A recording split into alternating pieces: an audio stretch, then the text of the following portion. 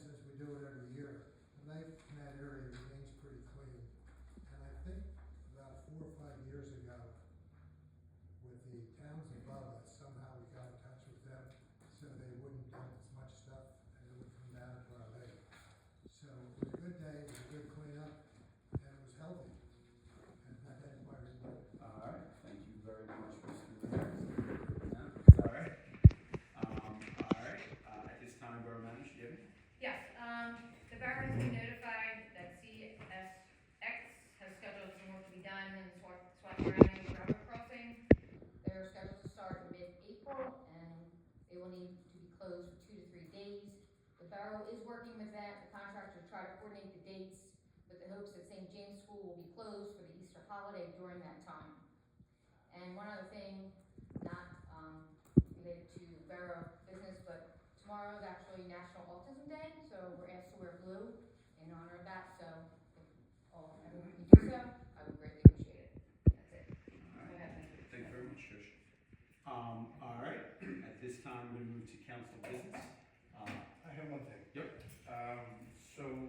Our met last Thursday, and they did approve certificate of appropriateness for 12 North Swatter Avenue. You'll see that as an action item for tonight's meeting, and it was approved. But there is I'm not going to say an armful of conditions, but there are quite a few conditions based on a certificate of appropriateness that have to be adhered to. And if there's a change in any one of those stipulations, they are to come back in front of HARB for approval. Just want to make sure that's part of the record, and that this letter to council becomes part of the minutes of record for the HARB. That's all I have. Len, is it 212 or 312? 212. Did I say two? I think you might have said 212. I'm sorry. No, it's okay. I just wanted to make sure. It was 312. One brief thing here that our Borough Secretary Danielle gave to me today is, Danielle, what was the location of this? It was at Spirit Park, so Felton, Sellers, Okay. that little point. Yep. Long story short of it, there was some damage to a sewer cover. Was it 2023? It was 22. 22. We put in an insurance claim. This is way under the threshold of something that we would have to vote to approve. But total damages were $50,000. The borough's portion of that due for the damages based on our insurance claim, we put in the claim for $875. Our pro rata amount that we recovered for insurance was $429. So my recommendation, and we don't have to put this up for a vote, but unless anyone objects, is that we basically settle for the $429 as opposed to fighting for the full $875, as that is the full amount that our insurance will cover us for. So just wanted to throw that out there as I got this today. Okay. Just one announcement. The rec board is hosting an egg hunt on Saturday, April 19th from 10 to 12 for babies up to age 10. That's it. Did I say the time? 10 to 12. 10 to 12. All right. Thank you very much. Mike? I'll probably report at the main meeting on this, but I just wanted to follow up on the mayor's the lake cleanup. I just want to thank the highway department, thank everybody that showed up and was involved with it. It was a beautiful day, and it really made a difference down there. And like I said, I'll probably address it in the meeting. And future plans, May 10th is going to be our e-waste recycling day. I know got a couple meetings before that, but we want to get that out there and get everybody prepared. It's the same day as the yard sale. Okay. So that's it. All right. With that, we will close council business. At this time, we'll open up for public comment. Any member, resident, who has an interest with Charlie, can come up to the podium, can state your name and address, and we can provide you with an assessment. Good evening, Mike Doherty, beer truck coming down Park Avenue again today. I know I saw it, because I was sitting on the porch. Coming up from Davies, I guess. I thought that was going to be stopped, but obviously it's not stopped. And also the progress been made on cellars and Swarthmore Avenue before a tire falls in that manhole? There would make the turn off cellars onto Swarthmore. Not that I'm aware of. It just keeps going deeper and deeper. Okay. Alright. Other than that, beautiful spring so far. Thanks, Mike. Thank you.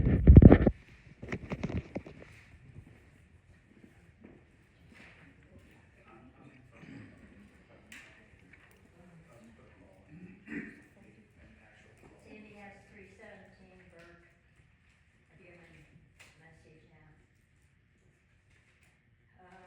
315 Burke? Is it Mike 315? 317. 317. Yeah. I just drive her.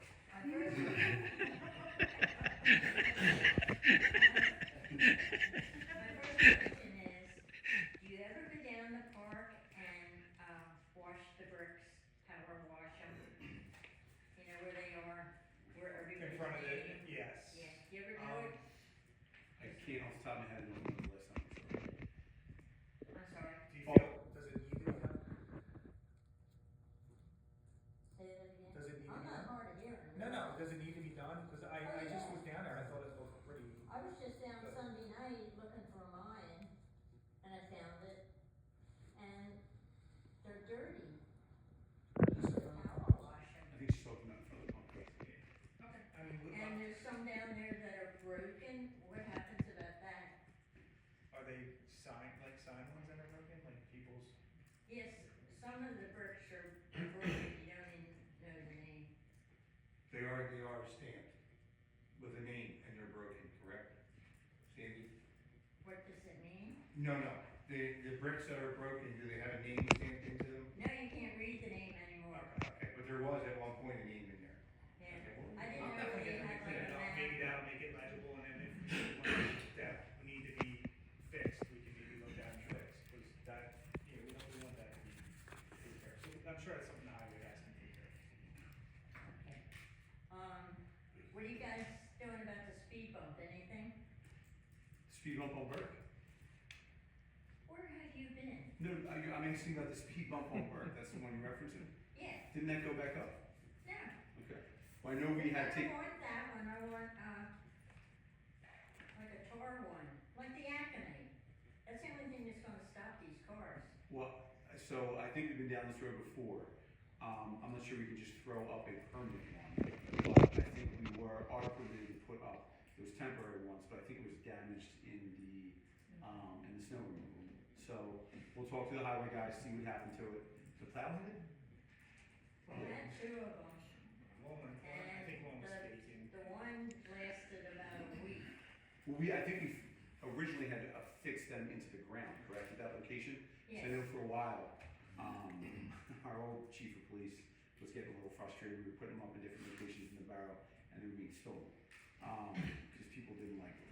So, we need to talk to the highway guys, see what we got down there, put one up for, yeah. So it was damaged, I think, during, snow. You just might have to take it out, Yeah. okay. And this one is for the chief. Yes. I appreciate the police coming once to the stop sign on 10th Avenue and just sat in the car at 11 o'clock in the morning.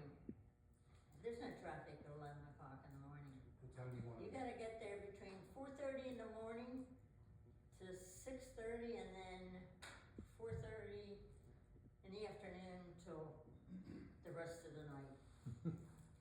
It's bad. Okay. I mean, we're not going 25 and 30 miles an hour. These guys, pizza guys are going nuts, all the delivery people. And the kids are out playing and it's really scary, you know, because they don't think. So if you can do something. Yep, we'll take care of it. Okay. And the last thing I have, it was for the borough manager. I wanted to know why she never has a report like Rich used to have. Do you report I have a report tonight. Okay. Well then, you weren't there a minute ago, were you? Yeah. Oh, okay. I can't see.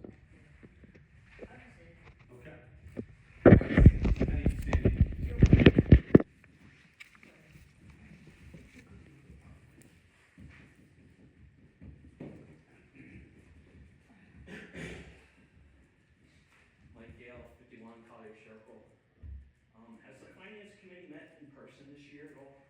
I believe during Zoom and not in person. Okay, thanks. And who's on the finance committee, just, Lenny? Lenny Kim and then usually Trish, Okay, is thanks. our managers, obviously, at this meeting. Who's authorized to sign checks? I think all three of us. All Yeah. three is? Okay, and you're bonded and all that business? Yeah. Okay, thanks. I wanted to make a comment on 312 North Swarthmore. The borough looks like it paid to board that up. I don't know if they filed a lien, or are you expecting to get that money back? Off the top of my head, Mike, I About don't. that, or why that was done? It was definitely a hazard. They found. Oh, I agree. Yeah, they found kids inside there, and they were constantly knocking whatever down. There was stuff found in there basically that, resembled a hangout.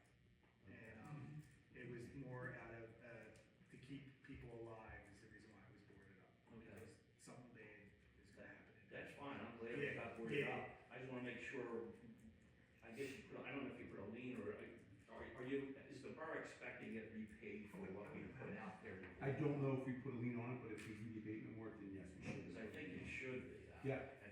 Okay, thanks. I filed 2 right-to-know requests on Friday, 3/21/2025. The first was a copy for the slides that the auditor presented at the March 18th council meeting. I received that information within the allotted 5 days. The second was for a copy of the detailed 2023 audit as submitted to the borough and DCED by the auditor. Excuse me. The request was not acknowledged within the 5 days as required, but I asked for an update yesterday, I think it was Monday, right? And I was provided with the information today. And I wanted to talk a little bit about that. Now, the slides presented by the auditor listed a prior year adjustment of $532,000. And I think everybody on council knows that I sent questions out there about that. You replied. I think I responded back, but I'm having a hard time understanding how that was calculated. But since I got this information this morning, I actually have a worse problem, or what I consider a more serious issue. And that is, there was a second adjustment. And when I looked on the presentation that was handed into DCED, I'm going to read it here. It's the whole thing. It mentions both of these adjustments, but the opening fund balance for the general fund and the trust and agency fund has been restated to correct a material misstatement in the annual audit and financial report as of December 31st, 2022. The corrections decreased the liabilities and other credits and increased general fund balance by $532,401 and increased cash and investments and trust and agency fund equity by $6.1 million as of December 31st, 2022. So that was never mentioned in the presentation about this $6.1 million. Now, at the end of 2022, and I've come and I talked to you about this before, I was under the impression it was a $7,400 fund balance. Well, that fund balance now has been changed to $6,715,586.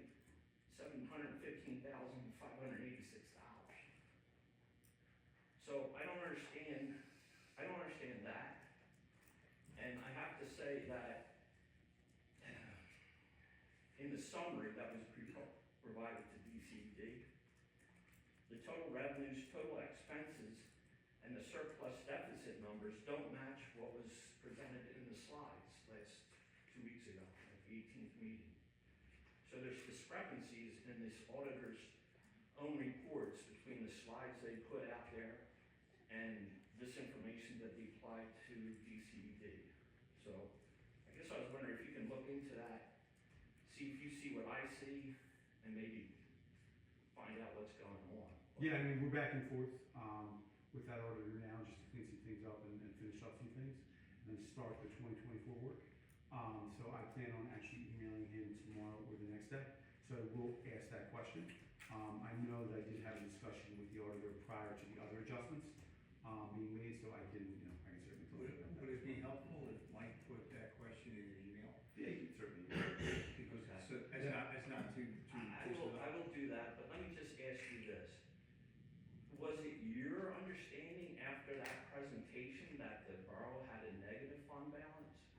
What- end of that presentation? So the fund balance, you talking about the general fund?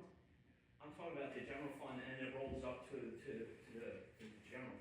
Yes, I'm talking about the general fund and there's a total summary of all funds. Both had a Yes. deficit. Yes. Both had a deficit. Correct. Well, in the DCED report, that's no longer the case because they put Okay, $6.1 million in there. I will ask So you. I'm just letting you know, Yeah, I have a million more questions about the budget, but those are the two big ones. So, yeah, I'll ask. all right, thank you. You got it.